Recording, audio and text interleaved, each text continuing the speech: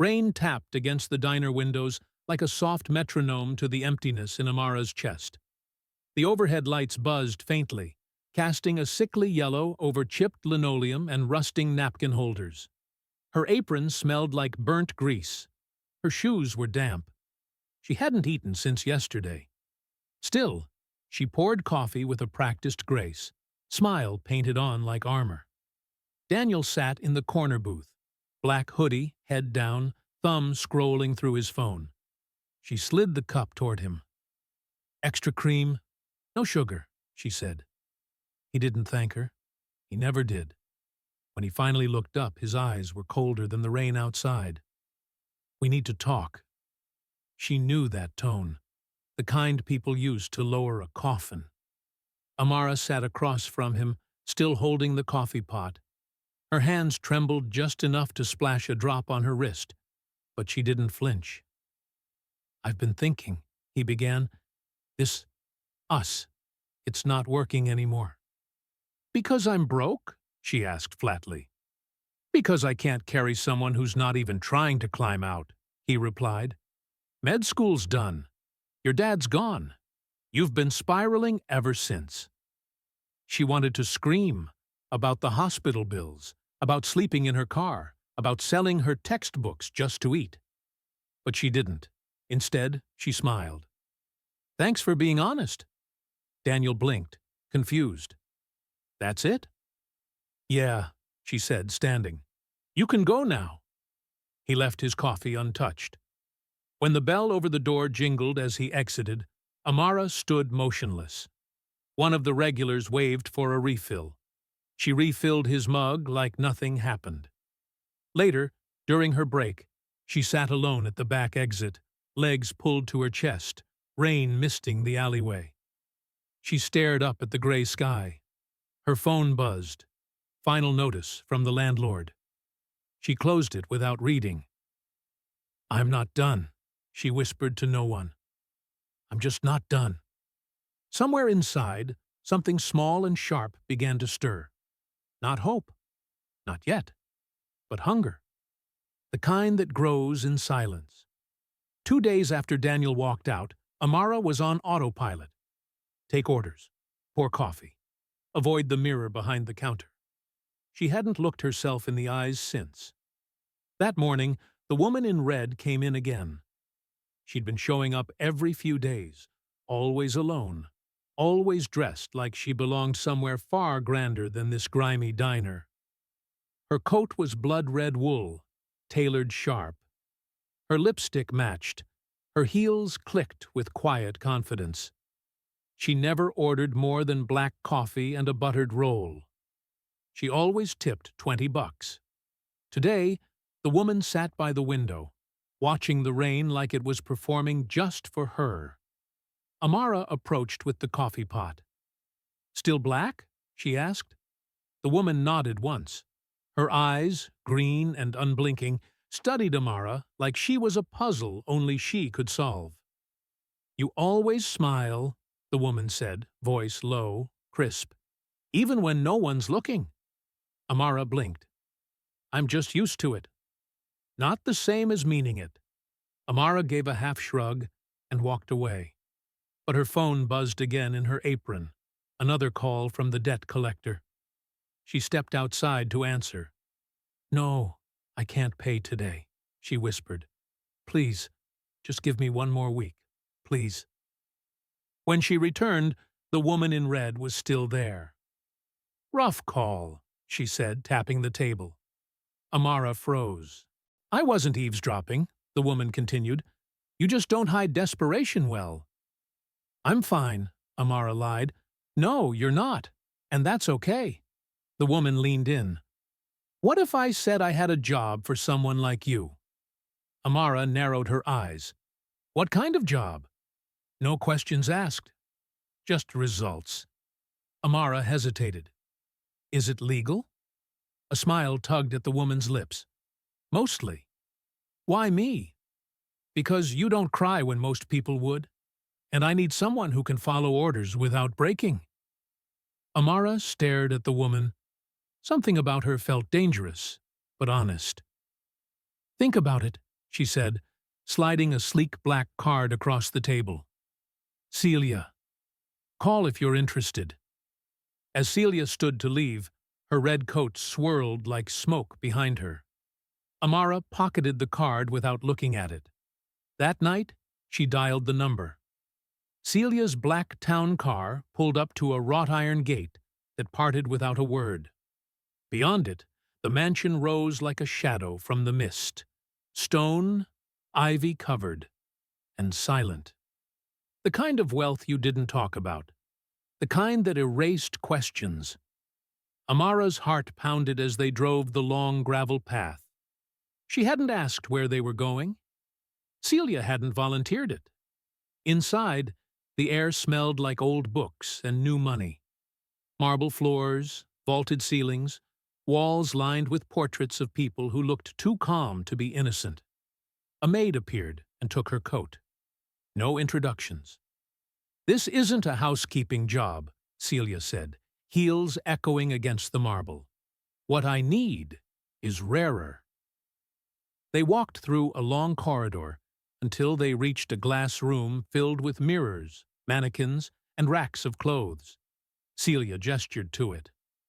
Transformation begins with appearance, then voice, then the mind. Amara stared. I don't understand. You will. The days blurred. Amara was trained how to observe body language, detect lies, even mimic accents. She learned how to walk like someone who owned the room, and how to tilt her chin just enough to make a man lean in. People tell you things when they feel seen, Celia explained. Even more when they feel desired. There were instructors, all silent, all efficient. One taught her how to disappear in plain sight. Another taught her how to charm a man in 3 minutes or less. At night, she wandered the halls. Some rooms were locked, some weren't. One held a wall of surveillance feeds. Another had stacks of burner phones. Celia never mentioned what this was really about. But Amara didn't ask. Her hunger had grown sharper. She was becoming someone new, someone untouchable. On the 6th night, Celia called her to the study. The fireplace burned low. She handed Amara a small black folder. This is your first trial. A man. Wealthy. Secretive. You'll get close. Learn everything.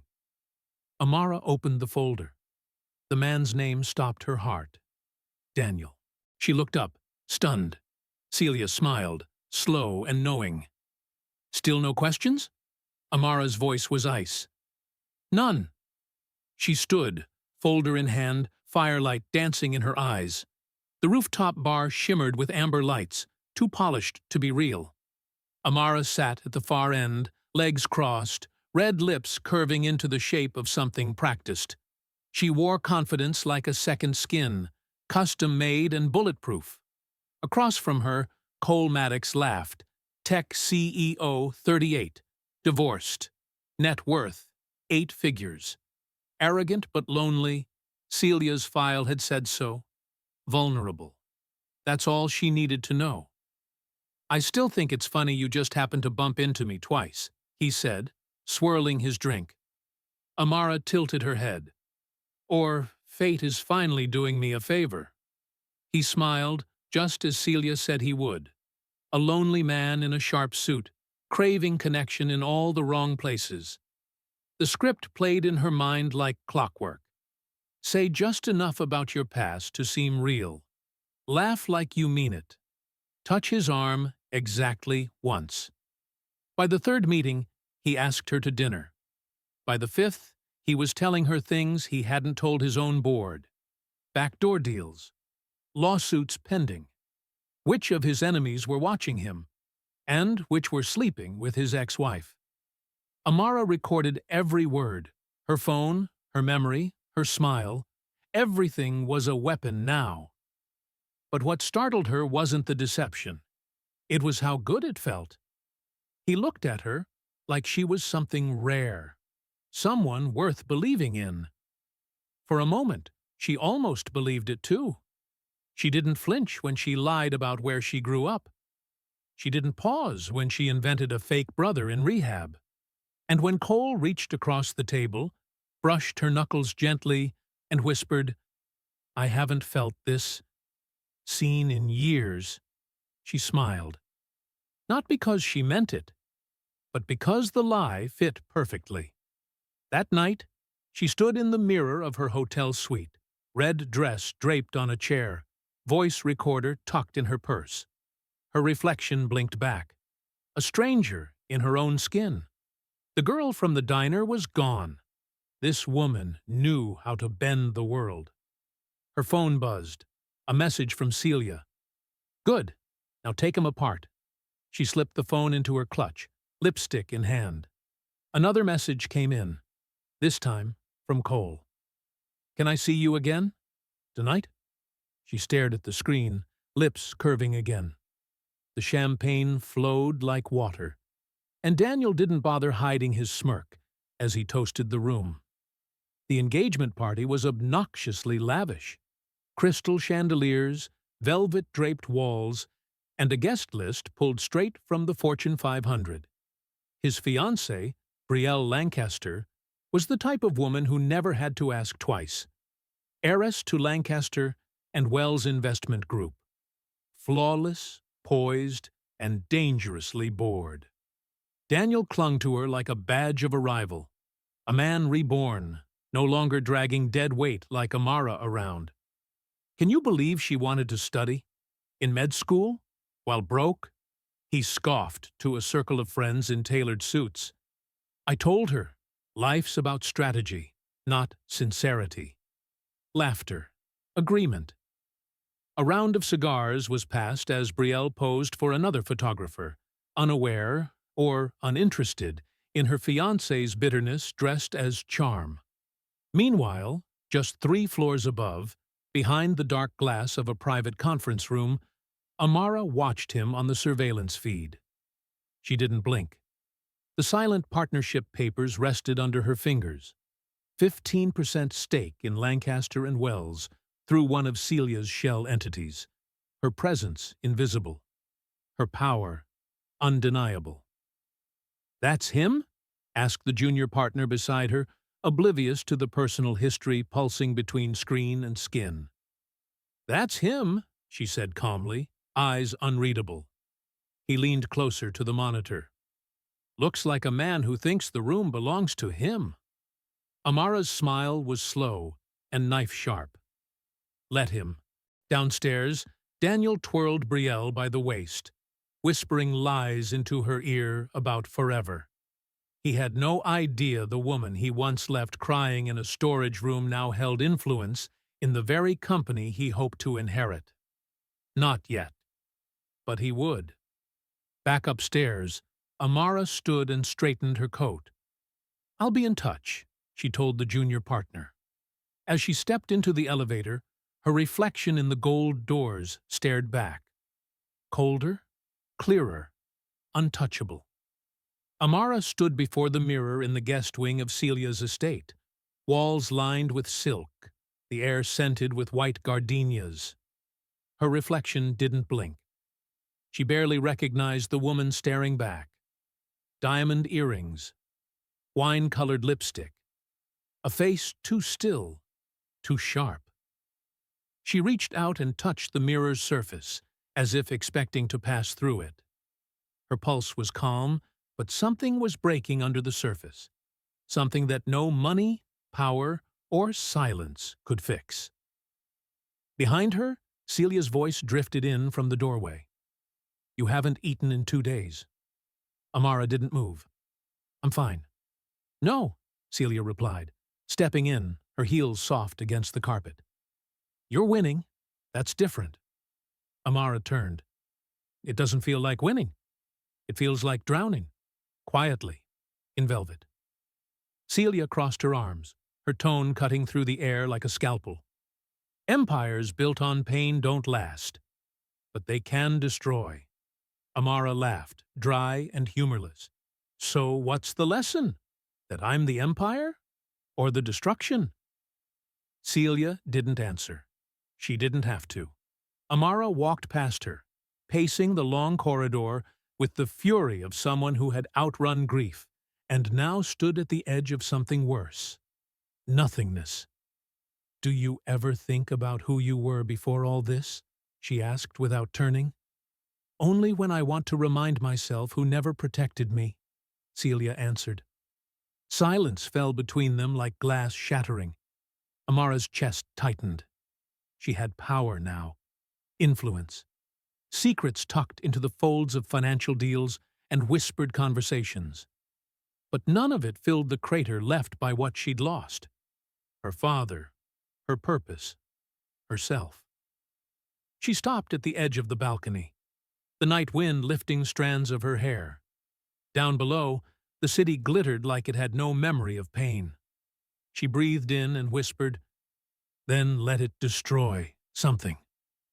Celia's voice was soft but steel. "Who?" Amara turned, fire in her eyes. "Daniel, and everyone who laughed when he left me behind." And just like that, she wasn't drowning anymore. She was burning.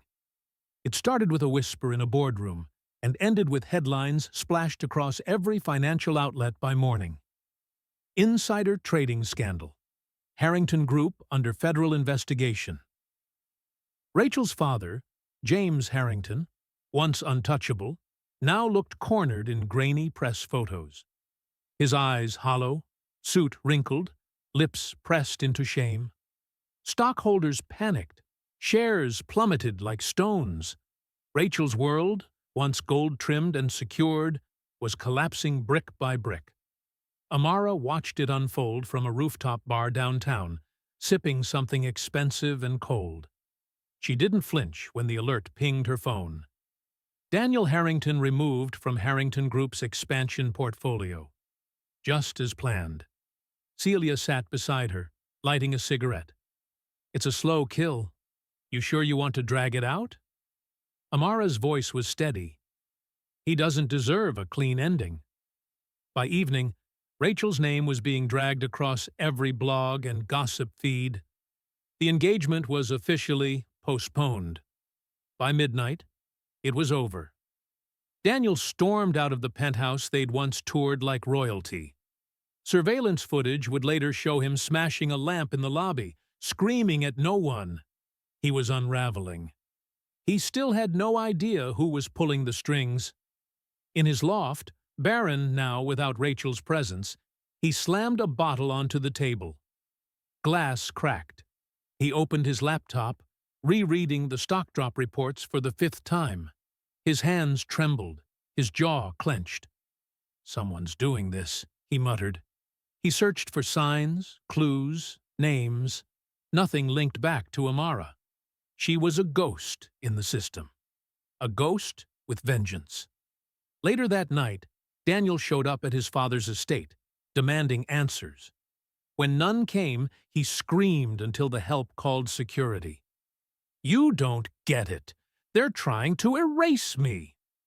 The guards pushed him back as he cursed everyone in the room. His mother wept quietly from behind the marble staircase. Somewhere far from all of it, Amara deleted the final email thread connecting her anonymous leak to the whistleblower blog. Rachel was just collateral damage. Daniel? He was the target. And this was only the beginning.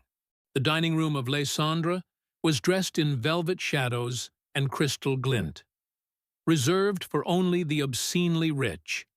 A quiet symphony hummed behind silk curtains, violins slicing through candlelight. Daniel entered, shoulders squared, suit tailored, though his eyes held the wear of sleepless nights.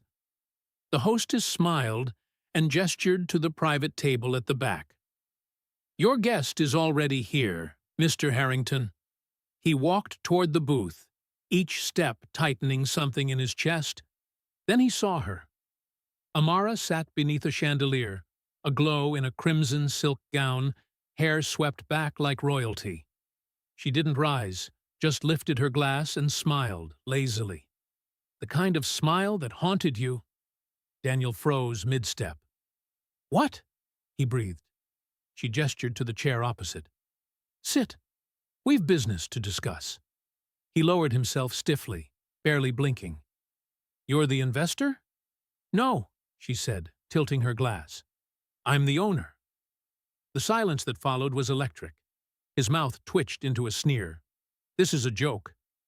I agree, she said softly. Your life. An absolute farce. His nostrils flared. You set me up. The press, the stock, Rachel. Amara leaned in slightly, her voice silk-wrapped venom. No, Daniel. You did all that. I just opened the window and let the wind in. He clenched his fists on the table. You were nothing. And yet, I'm everything now, she whispered. Funny how grief and betrayal can turn a girl into a god. He laughed once, bitter. You were always beneath me. Her gaze sharpened. And yet, you're the one sinking. A server approached with their drinks. She raised her glass, never breaking eye contact. To Karma, dressed in red. He stared at her, rage brimming beneath the surface. But he didn't speak. He didn't need to. She could feel it. The power shift. Complete. She rose before finishing her wine. This wasn't a dinner meeting, Daniel. This was a funeral. For what? For the man you used to be. She turned and left, heels echoing like nails in a coffin. Daniel sat, frozen. The ice in his glass melted, unnoticed. So did the last of his pride. The echo of Daniel's storming footsteps faded down the marble hallway. Amara watched the door swing shut, leaving the room thick with silence and tension. For a moment, she stood still, the weight of everything settling in her chest. Then, almost instinctively, she made her way to the grand study, a sanctuary cloaked in dark wood and secrets. Celia was there, seated in a high-backed leather chair, her usually unflappable composure shattered. Tears traced silent paths down her cheeks, glistening in the dim lamplight. Amara hesitated before speaking. Why, Celia? Why all of this? The older woman wiped her eyes, a tremor in her voice. You think this was about money? Power? No, child. It was never about those things. Celia's hands trembled as she reached for a framed photograph on the desk. A faded picture of a smiling young woman with bright eyes. That was my daughter, Lila. Her voice cracked like fragile glass. Daniel's father killed her and got away with it. Amara's breath caught. I built this empire to bring him down, piece by piece, to make the family pay for what they took from me. She looked up, eyes burning with bitter truth. You were never just a pawn in my game, Amara. You're my weapon. Amara's mind reeled.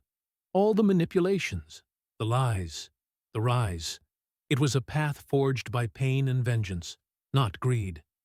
Celia's voice softened. But the years have taken their toll. I'm dying. The cancer is spreading faster than I thought. Her gaze bore into Amara's soul. I need you to finish this. Not for money, not for power, but for justice. For her. Amara swallowed hard, feeling the gravity of the legacy now resting on her shoulders. This isn't just about Daniel or his family anymore, Celia whispered. It's about stopping a cycle of cruelty before it destroys us all.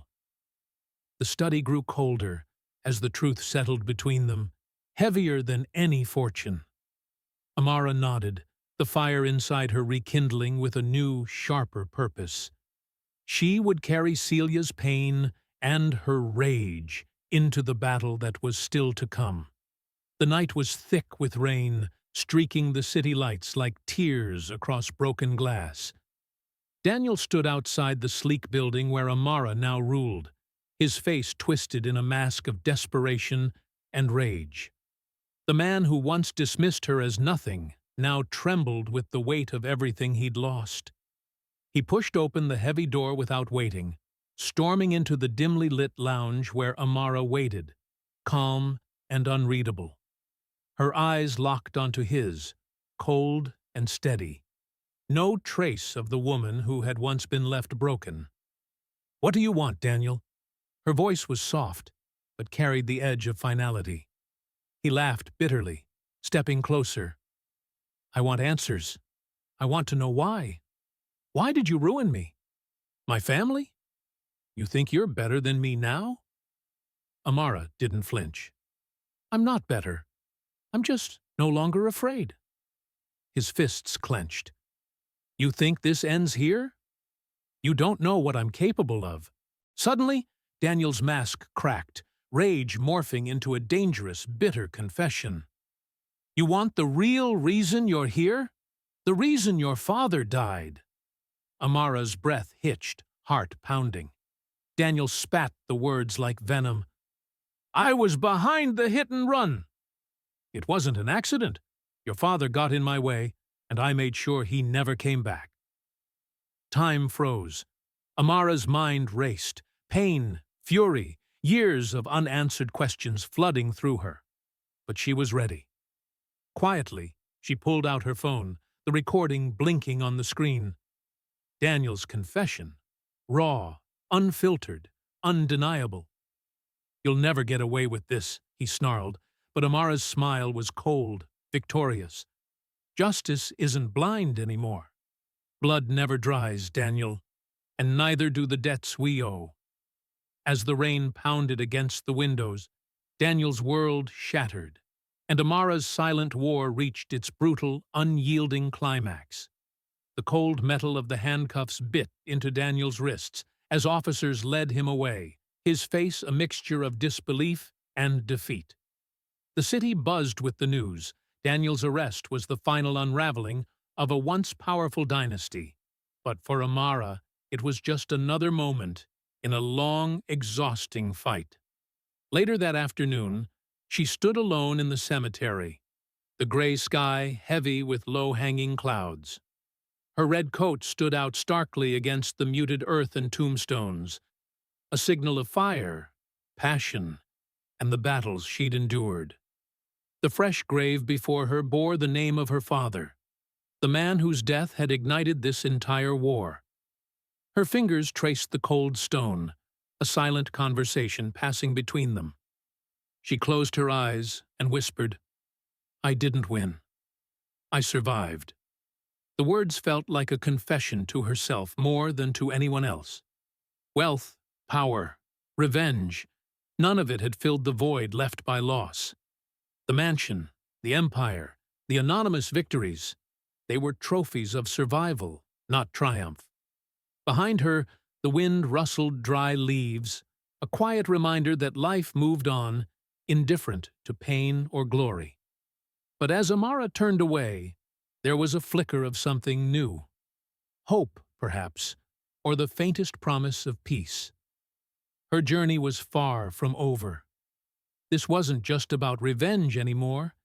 It was about reclaiming herself, beyond the scars and shadows. And as the sun broke through the clouds, casting a warm glow on the cold ground, Amara took a steadying breath. She was richer than she had ever dreamed, yes, but now she had to decide what came next. Months passed in quiet solitude. The glare of headlines faded, and the empire Amara once wielded from the shadows dissolved into whispers. She had vanished from the public eye, slipping through the cracks of the world that had once consumed her. But she hadn't disappeared. She had simply chosen a new path. In a small sunlit office, a plaque gleamed softly. The Victor Ramos Scholarship Fund. Named for her father, it was a seed planted from the ashes, a promise that his dreams would live on through others. Amara watched as hopeful faces filled out applications, their eyes bright with ambition, and a hunger she recognized all too well. Her hands, once hardened by rage and manipulation, now folded calmly over the desk. There was no bitterness left to fuel her. The fire that had burned so fiercely had been replaced by something quieter. Forgiveness. Not for Daniel. he would face his own justice, but for herself. For the years lost to grief and vengeance. For the girl who had fallen so far and clawed her way back. At night, for the first time in years, Amara slept deeply, free from nightmares and restless shadows.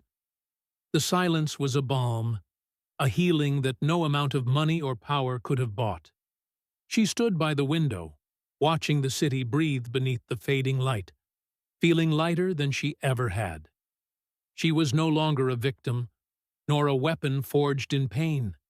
She was simply Amara.